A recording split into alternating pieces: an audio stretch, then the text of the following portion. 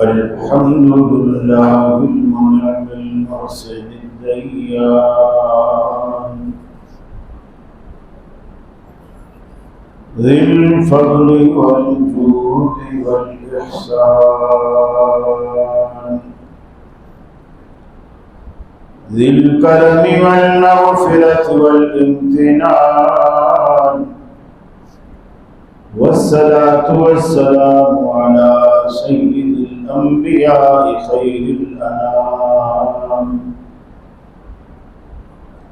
وعلى آله وصحابه وأزواجه العظام وأتباعه وأحبابه ورفقائه البررة الكرام. أما بعد فأعوذ بالله من الشيطان الرجيم. بسم الله الرحمن الرحيم.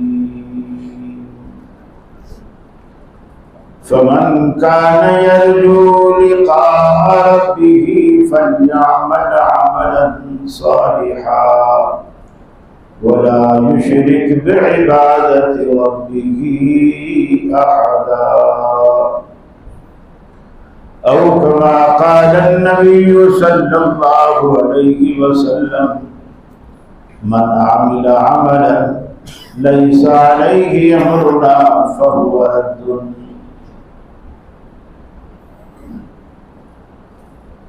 یہ مقصد ہے کہ دنیا سے جہالت دور ہو جائے، کلام اللہ سے مومن کا دل پر نور ہو جائے. یا الہی جب تک کہ میرے جسم میں جان رہے تجھ پہ صدقے تیرے محبوب پہ قربان رہے، میں رہوں یا نہ رہوں پر دل کی ہے یہ دعا، دین احمد اور عزت قرآن رہے. عزیز ساتھیو، دوستو،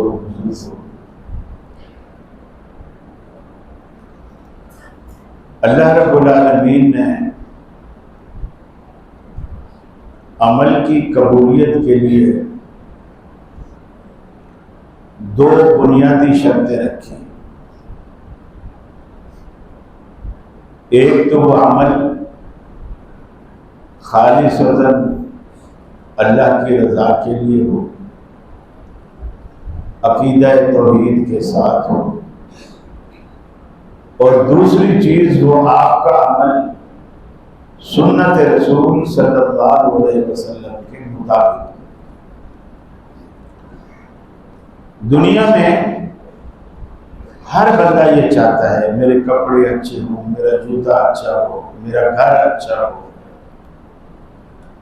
حتیٰ کہ رشتہ پسند کرنے جاتے ہیں تو یہ چاہت ہوتی ہے ہر بندے کی میری بیوی خوبصورت ہو، بیوی ہو گئی پھر بچے خوبصورت ہونے چاہیے، میرا گھر خوبصورت ہونا چاہیے، میری گاڑی خوبصورت، ہر چیز میں ہم بیوٹی تلاش کرتے ہیں.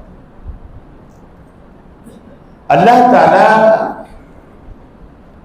آپ میں بیوٹی نہیں دیکھتا، کیونکہ آپ کو تخلیق اس نے کی. کسی کو کالا بنایا، کسی کو گورا، کسی کو سانولا، کسی کی ناک موٹی، کسی کی پتلی، کسی کی آنکھ چھوٹی، کسی کی آنکھ موٹی. اللہ تعالیٰ ہم سے یہ تقاضا نہیں کرتا کہ تو کالا کیوں ہے، گورا کیوں نہیں، کریمے کیوں نہیں لگاتا. یہ پابندی اللہ نہیں لگاتا، لیکن جو چیز ہمارے بس میں ہے، اختیار میں ہے، یعنی کسبی چیز ہے، اس کی اللہ تعالیٰ پابندی لگاتا ہے. اللہ یہ کہتا ہے تمہاری نماز خوبصورت ہے، میرے بندے کا روزہ خوبصورت ہے، میرے بندے کا حج خوبصورت ہے، میرے بندے کی دی ہوئی زکاتیں خوبصورت ہے، کی ہوئی قربانیاں خوبصورت ہیں، اور شادی اور غمی کے رسم و رواج خوبصورت ہیں. اب وہ بیوٹی کیا ہے؟ اس کے کے لیے قرآن نے فرمایا لقد کان لکم فی رسول اللہ اسوۃ حسنہ. وہ جو عمل کا حسن و جمال ہے، جو عمل کی بیوٹی، وہ نبی کریم صلی اللہ علیہ وسلم کی 23 سالہ دور نبوت کی زندگی. یہ وہ بیوٹی ہے جو آخرت کی منڈی میں آپ کے اعمال میں قیمت اور وزن پیدا کرتی ہے.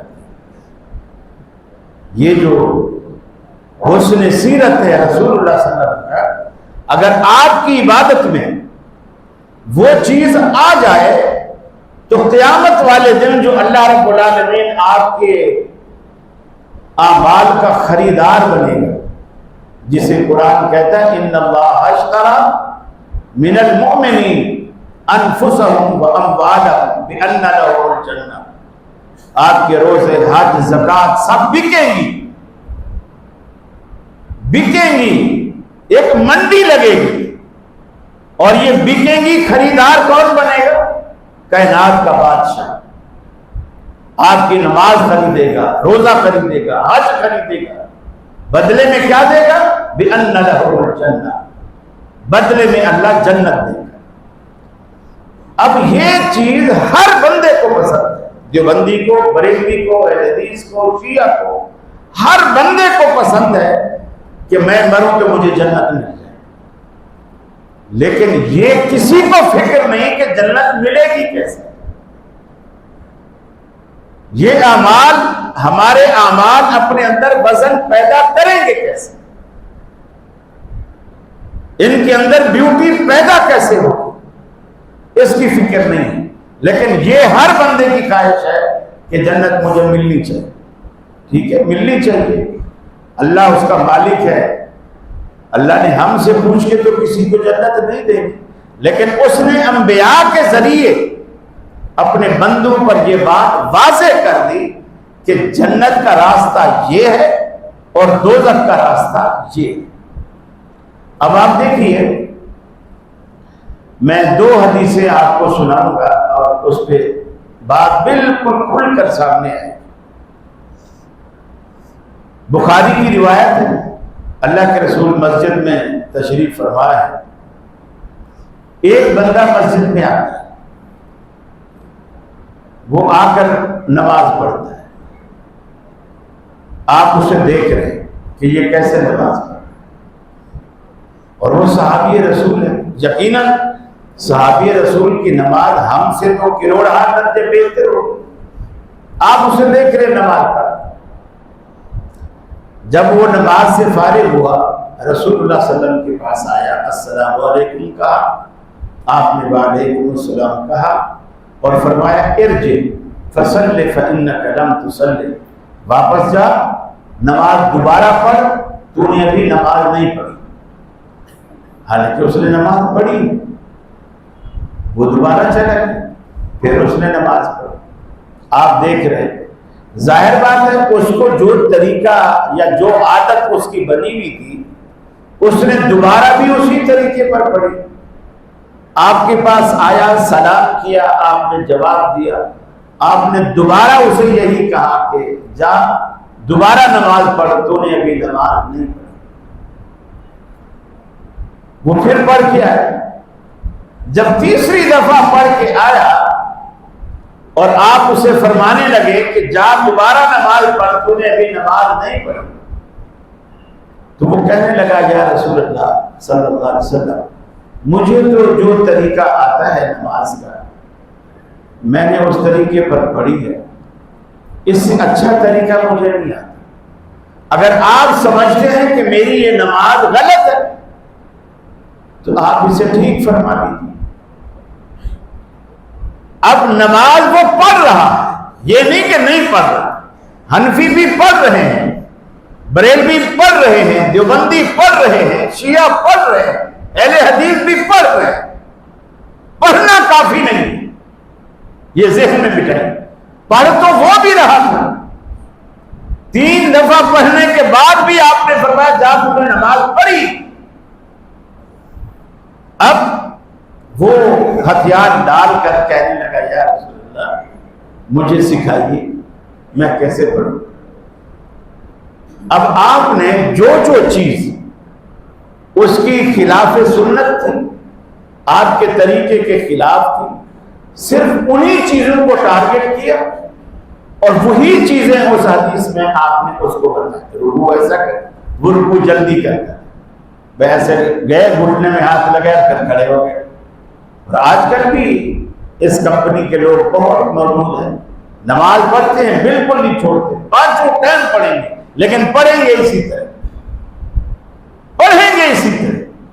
یہ جو ایسی نمازیں ہیں نا، یقین مانیے جب بندہ سلام پھیر کے بیٹھتا اور جانے لگتا ہے نا، اللہ فرشتوں سے کہتا ہے اس کے سر سے وہ جو خداؤں کی گچھلی اتاری تھی نا، وہ بھی واپس اس کے سر پہ لا دو، اور اس کی یہ نماز جو اس نے میرے لیے ابھی پڑھی ہے اٹھا کے اس کے منہ پہ دے دے۔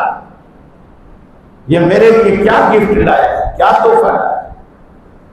نماز پڑھیں، وضو بھی کریں اور سارا کچھ کریں، لیکن آپ کو اس کا اجر نہ ملے تو آپ کی محنت ساری کی ساری ضائع اور برباد ہو۔ حتیٰ کہ یہ وضو، حالانکہ اللہ کے رسول نے فرمایا جب بندہ وضو کرتا ہے نا، یہ اس کے اس عضو کے گناہوں کو جو اس وضو میں دھوتا ہے، ہاتھ دھوئے، کلی کی، ناک پہ پانی، اس عضو کے جتنے گناہ ہیں، یہ وضو کا آخری قطرہ جب اس جسم سے گرتا ہے تو اس حصے کے آخری گناہ کو لے کر گرتا ہے۔ لیکن اس کے ساتھ اللہ کے رسول نے وضاحت کیا فرمائی؟ آپ نے فرمایا جس نے ایسا وضو کیا جیسے میں وضو کرتا ہوں، گویا یہ فائدہ بھی اسی وضو کا ہے جو وضو رسول اللہ نے کیا۔ ہر چیز میں آپ یہ دیکھیں، میرے پیغمبر کا، میرے نبی کا، میرے رسول کا، صرف 12 ربیع الاول کو کھیر کھانی پکانی تو سب کو یاد، لیکن اللہ کے رسول کو بھیجا کیوں گیا یہ کسی کو بھی یاد نہیں۔ دوسری حدیث مصنف ابن ابی شیبہ میں ہے، حضرت حذیفہ بن یمان رضی اللہ تعالی عنہ رسول اللہ صلی اللہ علیہ وسلم کے رازدار صحابی ہیں۔ یہ مسجد میں ہیں اور دیکھتے ہیں ایک شخص نماز پڑھ رہا ہے۔ جب وہ پڑھ کے فارغ ہوا اس کو پوچھا، اس سے پوچھا کہ منذ کم تصلی هذه الصلاۃ، یہ نماز جو تو نے ابھی پڑھی ہے یہ کتنے عرصے سے پڑھ رہا ہے؟ اس کو سوال کیا یہ جو تو نے ابھی نماز پڑھی ہے کتنے عرصے سے پڑھ رہا؟ اس نے کہا منذ 40 سنہ، تقریباً 40 سال سے میں ایسے نماز پڑھ رہا ہوں۔ یہ نماز 40 سال سے ایسے ہی پڑھ رہا۔ حضرت حذیفہ بن یمان رضی اللہ تعالیٰ عنہ کہتے ہیں پھر تو افسوس ہے تو نے 40 سال سے کوئی نماز نہیں پڑھی۔ افسوس یہ ہے کہ تو نے 40 سال سے کوئی نماز پڑھی، حالانکہ وہ 40 سال سے نماز پڑھ رہا ہے۔ صحابی رسول کہتا ہے تو نے 40 سال سے نماز ہی نہیں پڑھی۔ کیوں؟ سنت کے خلاف، سنت کے مطابق نہیں، سنت کے مطابق نہیں۔ اور اللہ تعالیٰ قرآن مجید میں دیکھیے یہ جو نماز، روزہ، حج، زکوٰۃ ہے نا، یہ صرف اللہ سے تعلق قائم کرنے کا بہترین ذریعہ ہے۔ اور نماز جتنی بھی عبادتیں ہیں ان عبادتوں کا شاہکار عبادت نماز، شکر گزاری کا بہترین راستہ نماز۔ آدمی اللہ کے حضور سجدہ ریز ہوتا ہے، کبھی جھکتا ہے، کبھی رکوع کرتا ہے۔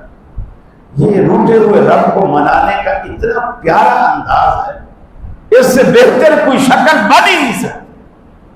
دیکھیں آپ کے عام میں کھڑے، ہاتھ باندھے کھڑے ہیں، سینے پہ ہاتھ رکھے، دل کے مقام۔ پیٹ تو مارکیٹ میں بندہ پیٹ کے لیے جاتا ہے، مسجد میں تو پیٹ چھوڑ دینا، سینے کے مقام پر، دل کے مقام۔ ہاتھ رکھے کھڑا ہے اور دل تھام کے رب کو یاد کر رہا ہے، اللہ کی تسبیح حمد و ثنا بیان کرتے کرتے کرتے اس کو مزہ آ جاتا ہے۔ اب وہ کہتا ہے کہ نہیں یار، یہ میں کافی دیر سے کھڑا ہوں، شاید میں نے حق کے بندگی کھڑے ہونے میں قیام میں ادا نہیں کیا، فوراً اللہ کی عظمت کے اعتراف پہ جھک جاتا ہے۔ اور یہ کسی بندے کے آگے بندہ نہیں کرتا، اللہ کے آگے جھکتا ہے، اور جھکتا ہے زبان سے کہتا ہے سبحان ربی العظیم، میں تو جھکا ہوں لیکن میرا رب عظمتوں والا ہے، میری یہ پستی ہے لیکن اللہ پستیوں سے پاک، اللہ عظمت والا ہے، اللہ ہر قسم کی کمی سے پاک ہے، اللہ کی عظمت کے اعتراف میں جھکتا ہے، اسے پھر لذت آتی ہے، پھر سیدھا ہوتا ہے، سمع اللہ لمن حمدہ کے جملے کہتا ہے، ربنا ولک الحمد کے جملے کہتا ہے، پھر اس کو لطف آتا ہے کہ یار نہیں، مجھے اس سے بھی زیادہ کرنا چاہیے۔ اب پہلے گھٹنے تک جھکا تھا، اب زمین پہ گر جاتا ہے، اللہ کے حضور سجدہ ریز ہو جاتا ہے۔ انسانی جسم میں سب سے زیادہ مقدس حصہ جو ہے وہ فیس، انسان کا فیس ہے، انسان کا چہرہ، اور اس چہرے میں جو سب سے زیادہ عزت والی جگہ ہے وہ پیشانی اور ناک۔ ہم اپنے معاشرے میں بھی اس چیز کو استعمال کرتے ہیں، کوئی ذلیل ہو جائے تو کہتے ہیں اس کی تو ناک کاٹ گئی۔ ناک جو ہے یہ عزت کی علامت مانا جاتا ہے۔ آپ یہ دونوں عزت والی چیزیں اللہ کے آگے رکھ دیتے ہیں زمین پر، اللہ میں اس سے نیچا، تیرے آگے اس سے نیچا نہیں ہو سکتا، تیرے آگے اس سے نیچا نہیں ہو سکتا۔ اور زمین پر پیشانی اور ناک رکھنے کے بعد زبان سے کیا کہتا ہے؟ سبحان ربی الاعلی۔ اپنی پستی کو سامنے رکھ کر اللہ کی بلندی کا اعتراف کرتا ہے، اللہ پاک ہے تو، سبحان ربی الاعلی، وہ رب جو بلند و بالا ہے۔ اللہ دیکھ میں کتنا نیچا ہوں اور تو کتنا اونچا ہے، تو کتنا اونچا ہے۔ اللہ تعالیٰ کو یہ ادائیں پسند آتی ہیں، بھاتی ہیں۔ پھر جب ان سے فارغ ہو کر اتحیات میں بیٹھتا ہے، پھر بھی وہ اتحیات کے ذریعے اللہ تبارک و تعالیٰ کی ان ساری عبادات کا اعتراف کرتا ہے، مالی ہوں، بدنی ہوں، قولی ہوں، اللہ یہ سب کچھ میں نے تیرے لیے کیا۔ پھر نبی پاک پر درود پڑتا ہے۔ اب یہ وہ مقام ہے کہ جب آپ قیام، رکوع، سجدہ اور قعدہ اور درود پڑھ کے بیٹھ جاتے ہیں، اللہ کہتا ہے میرے بندے تو نے مجھے خوش کر دیا، اب مانگ کیا مانگتا ہے، مانگ کیا مانگتا ہے۔ پھر بندہ درود کے بعد اللہ سے اپنے لیے، اپنے بچوں کے لیے، اپنی فیملی کے لیے، اپنے دوستوں کے لیے، اسے قرآن و سنت کی جو دعائیں پسند ہیں وہ اپنی زبان پہ لاتا ہے، اور اللہ رب العالمین اس کی دعاؤں کو قبول کرتا ہے۔ یہ نماز سے بہتر اللہ کو راضی کرنے کا اور کوئی طریقہ نہیں، سب سے بہتر طریقہ، سب سے بہتر۔ فرمایا قل ان فاتبعونی یحببکم اللہ،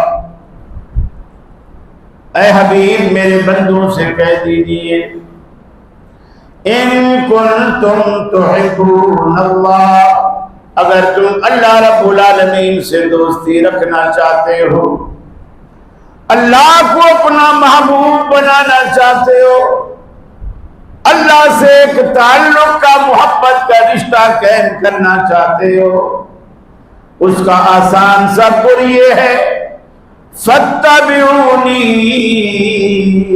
یحببکم اللہ، میں محمد عربی صلی اللہ علیہ وسلم کی پیروی کرتے چلے آؤ، یحببکم اللہ، نتیجہ یہ نکلے گا اللہ تبارک و تعالی تمہیں اپنا محبوب بنا لے گا۔ جو اللہ رب العالمین کو راضی کرنے کے جتنے طریقے لوگوں نے بنا رکھے ہیں محمد عربی سے ہٹ کر، اللہ کو ان میں سے کوئی طریقہ پسند نہیں۔ کوئی مزار پہ اگربتیاں لگا کے آتا ہے، کوئی چادریں چڑھا کے آتا ہے، کوئی پھول نچھاور کر کے آتا ہے، کوئی ہر کے کیوڑا یار کے گلاب چھڑک کر آتا ہے، کوئی بھنگ پیتا ہے، علی کا نعرہ لگاتا ہے۔ اللہ رب العالمین قرآن پاک میں فرماتا ہے یہ سارے طریقے، ان میں سے کوئی طریقہ مجھے راضی کرنے والا نہیں۔ فَاتَّبِعُونِي يُحْبِبْكُمُ اللَّهُ، میرے حبیب کے نقش قدم پر چلتے چلے آؤ، نتیجے میں تم اللہ کے محبوب بن جاؤ گے۔ فائدہ تمہیں کیا ہوگا؟ انسان زبان حال سے کہتا الہ العالمین ہم تو مطلبی لوگ ہیں، جس سے بھی دوستیاں رکھتے ہیں کوئی نہ کوئی مطلب ہوتا ہے۔ خوشی غمی میں دوست کام آتے ہیں، بیماری میں دوست کام آتے ہیں، ضرورت پڑ جائے تو پیسے میں دوست کام آ جاتے ہیں، کوئی بھی ایسی مصیبت آ جائے تو دوست کام آ جاتے ہیں۔ اے الہ العالمین اگر تجھ سے دوستی ہو گئی، تیرے نبی کی پیروی کرنے کے بعد اگر تجھ سے دوستی ہو گئی، تجھ سے تعلق ہو گیا، تیری دوستی کا ہمیں کیا فائدہ ہوگا؟ فرمایا یغفر لکم ذنوبکم، میری دوستی کا تمہیں یہ فائدہ ہوگا، میں تمہاری ساری زندگی کی سیاہکاریاں معاف فرما دوں گا۔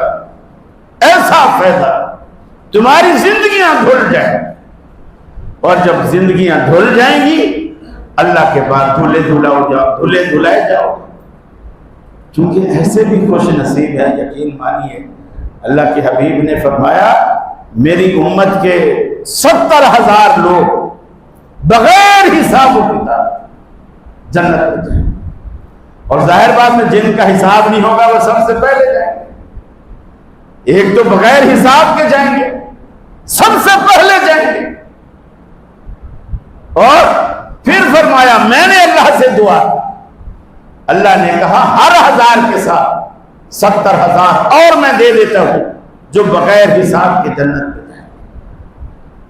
اب آپ 70,000 کو 70,000 سے ملٹی پلائی کریں، جواب اربوں میں آتا ہے۔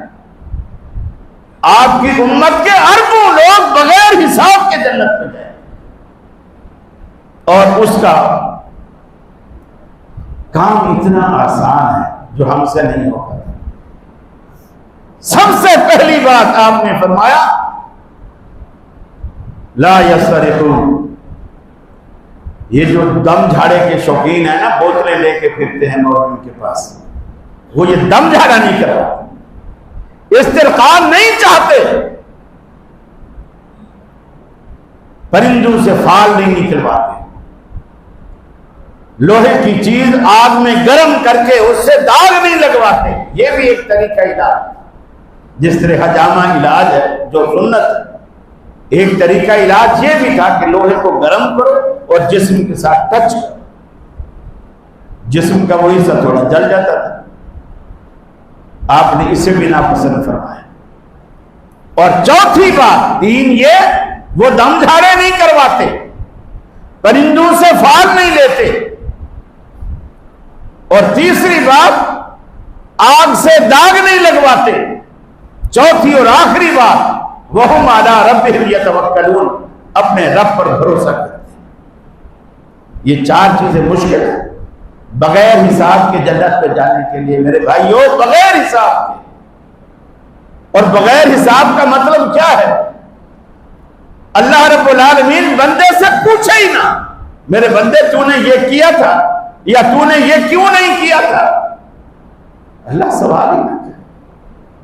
اتنا آسان، لوگ کہتے ہیں مولویوں نے جنت میں جانا مشکل بنا رکھا ہے۔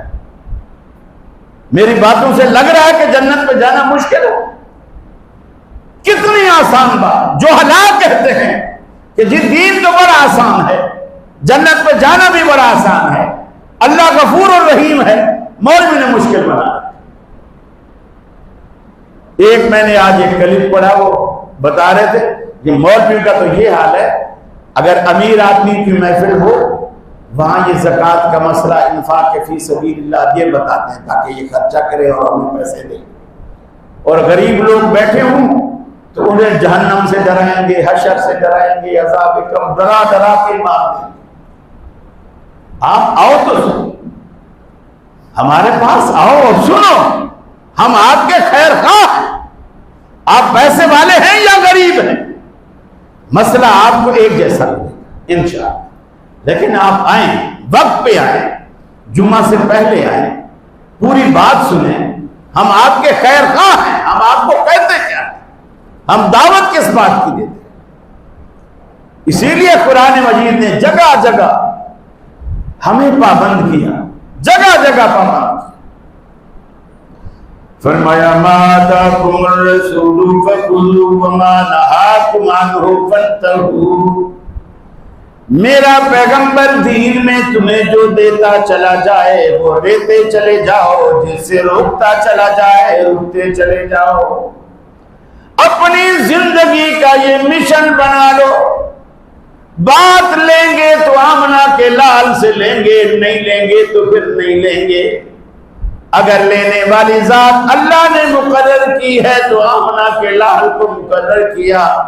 لوگ کہتے ہیں میاں یہ جو نبی کو اپنے بڑے بھائی جتنا رتبہ دیتے ہیں، ارے ہم سے آ کرتے تو سنو، ہم کہتے ہیں پوری کائنات میں اگر موازنہ کیا جائے رتبے کا، مقام کا، علم کا، تقوی کا، زہد کا، تو ایک پلڑے میں آمنہ کے لال کو رکھ دیا جائے جو فرشتے نے کہا تھا واللہ لو وزنتہ بامتہ لرجاہا، اللہ کی قسم اگر ایک پلڑے میں آمنہ کے لال کو رکھو گے، دوسرے پلڑے میں پوری کائنات کو رکھ دو گے، پھر بھی آمنہ کے لال کا پلڑا بھاری رہے گا۔ یہ ہمارا عقیدہ ہے۔ ہم کہتے ہیں یہ ایسی ہستی ہیں ان جیسا کوئی دنیا میں ہے ہی، اللہ نے بنایا ہی نہیں دوسرا، کوئی بنایا ہی نہیں دوسرا، ہم دعوت اسی بات کی دیتے ہیں۔ اب آپ دیکھیے کتنا بڑا ظلم ہے، ایک اہل حدیث اگر رفع الیدین کرے اس وجہ سے کہ میرے نبی نے رفع الیدین کے ساتھ نماز پڑھی، کہتے ہیں غلط، یہ منسوخ ہے، اور یہ بہت پہلے آپ نے کی تھی، منافق بغل میں بت چھپا کے کھڑے ہوتے تھے، جب آپ نے یہ شروع کی تاکہ بت گر جائے، آخری عمر میں آپ نے لوگوں کو منع کر دیا تاکہ گھوڑوں کی دھوم کی طرح اپنے ہاتھ نہ ہلاؤ، لہذا صحابہ آخری عمر میں اس سے باز آ گئے۔ اب آپ اس بات کو پلے باندھیں، لمحے بھر کے لیے ہم اسے درست مان لیتے ہیں کہ رفع الیدین منسوخ بھی ہو گئی، لمحے بھر کے لیے ہم یہ بھی مان لیتے ہیں کہ جی کافر بغل میں منافق بت چھپا کر آتے تھے، اس وجہ سے آپ نے یہ شروع کی، یہ لمحے بھر کے لیے آپ اسے تسلیم کریں۔ اب میرا اگلا سوال یہ ہے، اگر شافعی رفع الیدین کرے تو یہ کہتے ہیں ٹھیک ہے، چونکہ چاروں مذہب پر ہے، مالکی کرے ٹھیک ہے، حنبلی کرے ٹھیک ہے، کیونکہ چاروں مذہب برا، وہ اپنے امام کی پیروی میں کر رہا ہے ٹھیک ہے۔ سوال یہ ہے جب رفع الیدین منسوخ ہے تو جو حدیث امام شافعی کے پاس ہے وہ منسوخ نہیں ہے، وہ بھی منسوخ ہے، جو امام مالک کے پاس ہے وہ منسوخ نہیں ہے، وہ بھی منسوخ ہے، جو احمد بن حنبل کے پاس یا دوسرے کسی کے پاس ہے وہ منسوخ نہیں ہے، وہ بھی منسوخ ہے، تو وہ کیسے برحق ہو گئی؟ اہل حدیث کی نماز اس لیے غلط ہو گئی کہ جی یہ منسوخ شدہ روایتوں میں عمل کر رہے ہیں، تو امام شافعی بھی تو وہی کر رہا ہے، امام احمد بن حنبل بھی وہی کر رہا ہے، امام مالک بھی وہی کر رہا ہے، یعنی آپ انصاف دیکھو ان لوگوں کا۔ ظلم کی انتہا یہ ہے کہ اگر کوئی ان تین ائمہ کی پیروی میں رفع الیدین کرے تو کہتے ہیں ٹھیک ہے، اور اگر کوئی کائنات کا امام محمد رسول اللہ کی پیروی میں کرے تو کہتے ہیں میرے بھائیوں، کبھی تنہائی میں خلوت میں ان مولویوں کی جھگیوں میں جا کر ان سے پوچھو تو پبلک کے سامنے نہیں بتائیں گے، اکیلے ہو سکتا ہے خدا خوفی آ جائے اور آپ کو اکیلے بتائیں کہ اصل مسئلہ کیا ہے۔ میرے بھائیوں، دین وہی ہے جو اللہ تعالیٰ نے اپنے حبیب پر اتارا ہے، نہ اس سے پہلے نہ اس کے بعد، جو آپ کی زندگی میں مکمل، وہ مکمل دین۔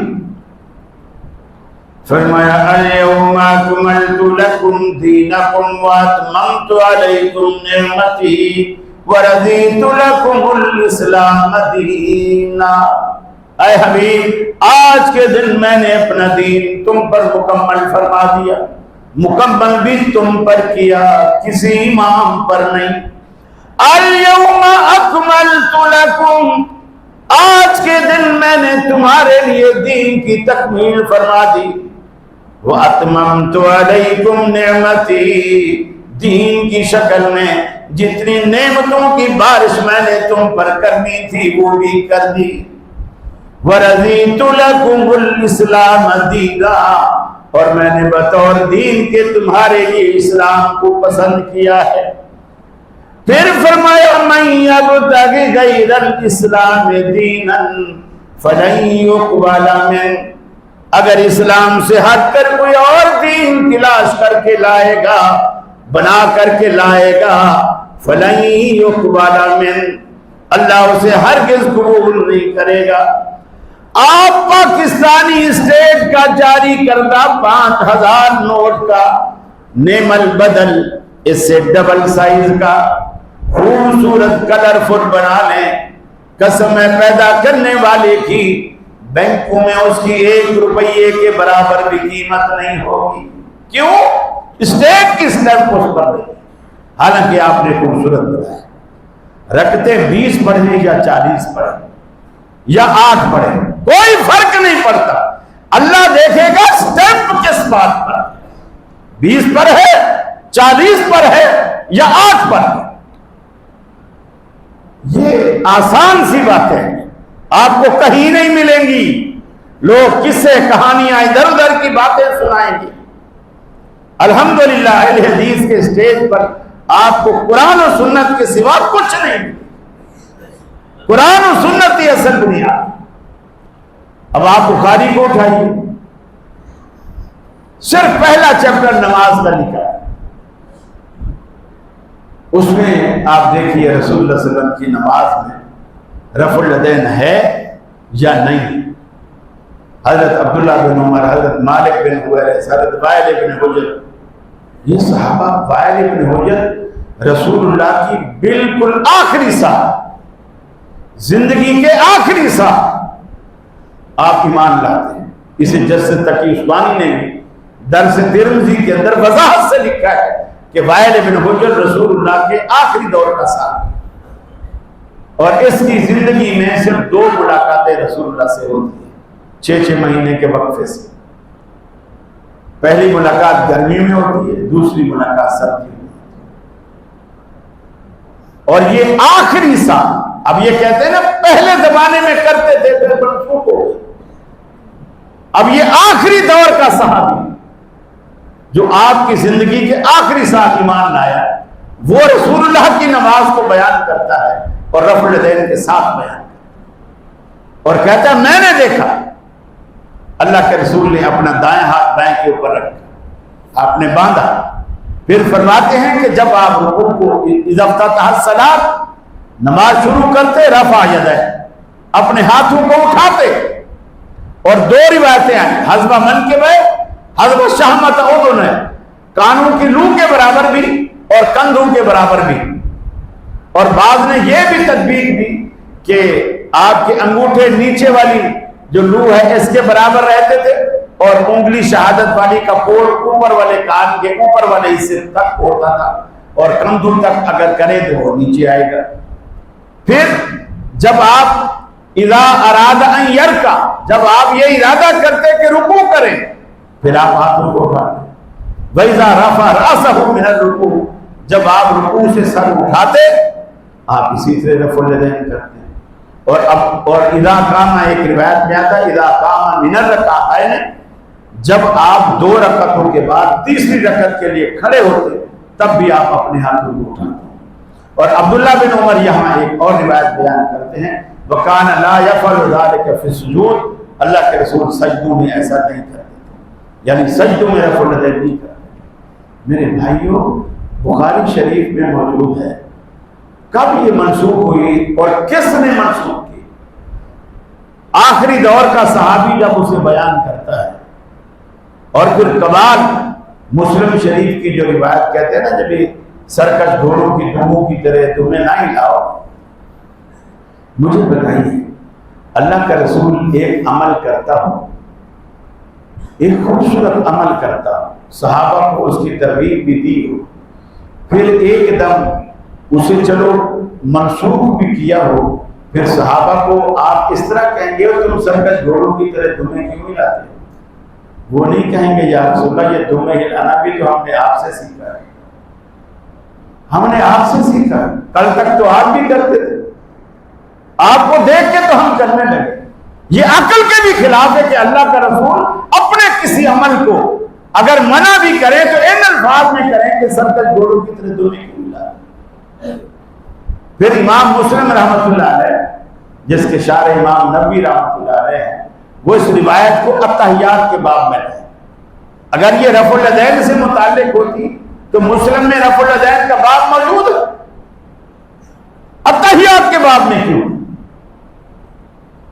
التحیات کے باب میں اس لیے ہے، آپ نے کبھی شیعوں کو نماز پڑھتے ہوئے دیکھا ہو، یہ جب سلام پھیرتے ہیں تو سلام پھیرنے سے پہلے 3 دفعہ رفع الیدین کرتے ہیں، ایسے 3 دفعہ. یہ جو مسلم کی روایت ہے یہ اس چیز کی نفی کرتی ہے، اس رفع الیدین کی نفی کرتی ہے کہ یہ رفع الیدین نہیں. باقی تو اللہ کے رسول کی. باقی رہی بات کہ منافق بغل میں بت چھپا کے آتے تھے، یہ ایسی سینہ زوری اور ایسی چوری، یقین مانیے صحابہ کو بھی اس لاجک کا پتہ نہیں تھا. خود امام ابو حنیفہ رحمۃ اللہ علیہ کو بھی اس لاجک کا پتہ نہیں تھا. فقہ کی کسی کتاب میں یہ لاجک نہیں ہے کہ رفع الیدین اس لیے شروع کی. اور ہاتھ اٹھانے کا ذکر ہے، بغلیں اٹھانے کا ذکر نہیں. جیسے مثال کے طور پر فرض کر لیجیے یہ بت ہے، میں نے یہ بغل میں دے دی، اب بت سے 1000 رفع الیدین بھی کراؤ گے نہیں گرے، اس لیے کہ شریعت ہاتھ اٹھانے کا کہتی ہے. ہاں اگر بت گرانے کے لیے ہوتا تو رفع الیدین ہوتا، یوں رفع الیدین یوں ہوتا. بت تو یوں گرتے، یوں تو بت نہیں گرتے. میرے بھائیوں سمجھو، اللہ کے نبی کی پیاری سنت نماز کے اندر رفع الیدین نماز کی زینت. اللہ کے رسول کی پیاری سنتوں کا مذاق نہ اڑاؤ. بعض لوگ کہتے ہیں جی مکھی، جیسے ان کو مکھیاں بڑی لڑتی ہیں، مکھیاں اڑاتے رہتے ہیں، بار بار مچھر اڑاتے رہتے ہیں. ارے پہلی دفعہ تو مکھیاں تم بھی اڑاتے ہو نا، پہلی دفعہ مکھیاں تو تم بھی اڑاتے ہو، عید میں بھی اڑاتے ہو، وطروں میں بھی اڑاتے ہو. حالانکہ ہم وطروں میں رفع الیدین نہیں کرتے، اور عید میں تم 6 دفعہ کرتے ہو کہ اس وقت بت تمہاری بغلوں میں ایلفی سے چپکے ہوتے ہیں جو ایک رفع الیدین سے نہیں گر پاتے، 6 دفعہ تمہیں کرنا ہوتا ہے. اللہ کے بندو، نبی کی سنت ہے، اسے سنت سمجھ کر ادا تاکہ آپ کے عمل کے اندر ایک وزن پیدا، ایک حسن پیدا. اور اللہ جو قرآن میں کہتا ہے نا سارے اعمال، یا ایھا الذین آمنوا، اے ایمان والو ایمان بھی لاؤ، وعاملوا الصالحات، ایمان والے لوگ پھر نیک عمل بھی کرتے ہیں. یہ جو نیک عمل ہے، نیک عمل کسے کہتے ہیں؟ جسے میں نیک کہوں یا جسے آپ نیک کہیں؟ نیک عمل وہی ہے جسے شریعت نیک عمل کہتی ہے، اور وہ نیک عمل وہی ہے جو رسول اللہ صلی اللہ علیہ وسلم کی سنت کے مطابق. اگر وہ سنت کے مطابق نہیں ہے وہ نیک عمل نہیں. فرمایا فمن کان یرجو لقاء ربہ فلیعمل عملا صالحا، جو بندہ رب العالمین سے ملاقات کا متلاشی ہے، یقین رکھتا ہے، آخرت پر یقین کامل ہے، میں مروں گا، اللہ کی عدالت میں پیش ہوں گا، اللہ کے سامنے جواب دہ ہوں گا، جو بندہ اس بات پر پکا ایمان اور یقین رکھتا ہے فَلْيَعْمَلْ عَمَلًا صَالِحًا، اسے چاہیے کہ وہ نیک عمل کرے، لیکن یہ بھی تو پتہ لگاؤ کہ وہ نیک عمل کیا ہے۔ وَلَا يُشْرِكْ فَلْيَعْمَلْ عَمَلًا صَالِحًا، اسے چاہیے کہ وہ نیک عمل کرے اور اللہ رب العالمین کی بندگی میں کسی کو بھی شریک نہ ٹھہرائے۔ اگر آپ نے توحید کے عقیدے کے بغیر حج کر لیا تو برباد، زکوٰۃ دی تو برباد، نماز پڑھی تو برباد، قربانی کی تو برباد، حج کیا تو زکوٰۃ دی تو برباد۔ جب تک تمہارے عقیدے میں توحید راسخ نہیں ہوگی اور عمل سنت کے مطابق نہیں ہوگا، روز آخرت اللہ تمہارے اعمال کا خریدار نہیں بنے گا۔ آپ چاہتے ہو کہ قیامت والے دن آپ کی نمازوں کا آپ کو اجر ملے، آپ کے روزے کا آپ کو اجر ملے، روزے کو ایسے رکھیے جیسے آمنہ کے لال نے رکھا، صبح صادق ہوتے تک آپ کھاتے رہے، جیسے سورج ڈوبا آپ نے روزہ کھول دیا۔ پھر یہ احتیاطیں جو آج کل مولوی احتیاطیں بتاتے ہیں، میاں سارا دن بھوکا رہا ہے 3 منٹ اور صبر کر لے، ارے صبر تمہیں عشاء تک بھی کر لوں گا، کوئی ایسی بات نہیں۔ بات یہ ہے کہ اللہ کے رسول کی سنت یہ ہے، سورج ڈوبے تو تم روزہ کھول لو، میں نے سنت کی موافقت میں ایسا کیا ہے۔ ہر چیز میں اللہ کے رسول کی سنت دیکھو۔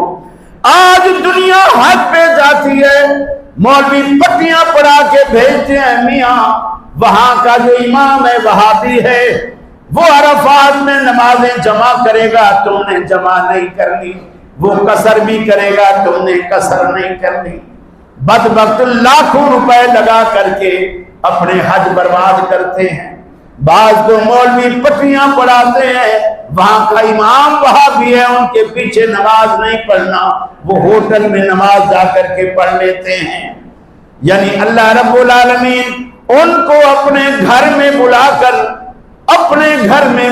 کر اس امام کے پیچھے بھی اللہ نماز کی توفیق بھی ان سے چھین لیتا ہے، اور یہاں فخر سے آ کے بتاتے ہیں ہم نے تو ایک نماز بھی وہابیوں کے پیچھے نہیں پڑھی، ساری نمازیں ہوٹل کے پیچھے ہوٹل میں پڑھتے رہے۔ بلکہ اللہ نے تمہیں توفیق ہی نہیں دی کہ اس کے گھر میں ایک بدعتی ایک مشرک آ کر کے نماز ادا کرے، اسی طرح جس طرح کراچی کے ہوٹلوں میں اور گھروں میں تم پڑھتے ہو، لاکھوں روپے لگا کر بھی تمہاری نمازیں اسی طرح رہی۔ سوچئے گا، یہ میری باتیں جلی کٹی ضرور ہیں، لیکن اللہ شاہد ہے بڑی محبت سے میں نے باتیں کی ہیں آپ سے۔ ہم یہ چاہتے ہیں اللہ تعالیٰ جس طرح اللہ نے ہمیں اکٹھا یہاں مسجد میں رکھا ہوا ہے، اسی طرح اللہ تعالیٰ ہمیں جنتوں میں بھی اکٹھا فرما دے، اپنی زیارت کا شرف ہمیں نصیب فرمائے اور ان لوگوں میں شامل فرمائے جو بغیر حساب و کتاب کی جنت میں جانے والے ہیں۔ بات ادھوری ہے، وقت کافی ہو چکا ہے اور آج جنازہ بھی ہے، انشاءاللہ جمعہ کے فوراً بعد سنتوں سے پہلے آپ جنازہ بھی ادا کریں گے انشاءاللہ، اور میرے لیے خوشی اور سعادت کی بات ہے حرم مکی کے استاد مولانا عبداللہ صاحب کی تشریف فرما ہے۔ میں یہ خواہش کروں گا کہ آپ نماز بھی انہی کی امامت کے پیچھے پڑھیں اور انہی کی امامت میں ابتدا میں نماز ادا کریں اور انشاءاللہ وہ جنازہ بھی پڑھائیں گے۔ اللہ تعالیٰ آپ کو جزا خیر دے۔ وآخر دعوانا